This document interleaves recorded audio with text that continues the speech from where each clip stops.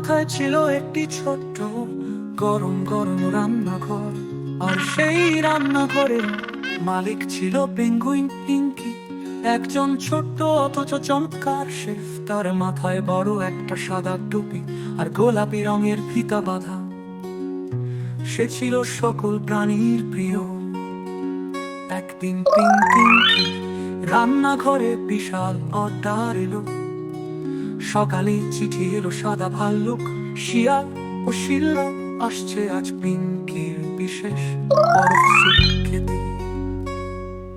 পিঙ্কি চুলায় হাঁড়ি বসিয়ে বলল, আজ বানাবো জাদুকরি বরফ স্যুপ। খেলে ঠান্ডা জমে যাবে না, বরং মনের ভিতর গরম হাসি ছড়াবে।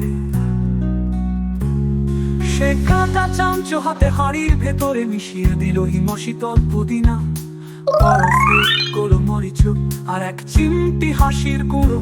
পাশে বসে ছিল লাল সবুজ ক্যাপসিকাম, টমেটো আর গাজর। তারা পিঙ্কির কাজ দেখে তালি দিতে লাগলো। তোমার রান্না তো শুধু স্বাদে না, বন্ধুত্বেও ভরা।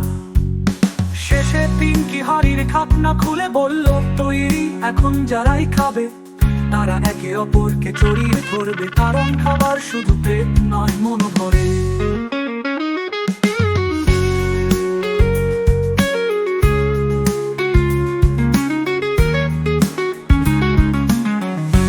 একদিন পিঙ্কি রান্নাঘরে বিশাল অর্ডার এলো।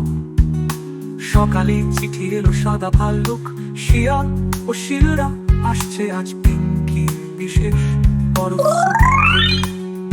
একদিন পিঙ্কি রান্নাঘরে বিশাল অর্ডার এলো।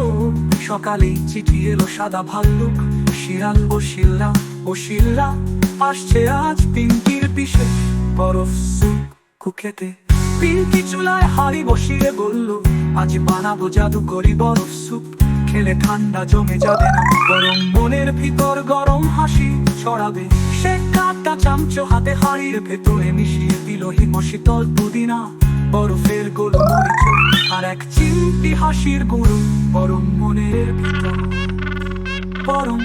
ভিতর গরম হাসি ছড়াবে।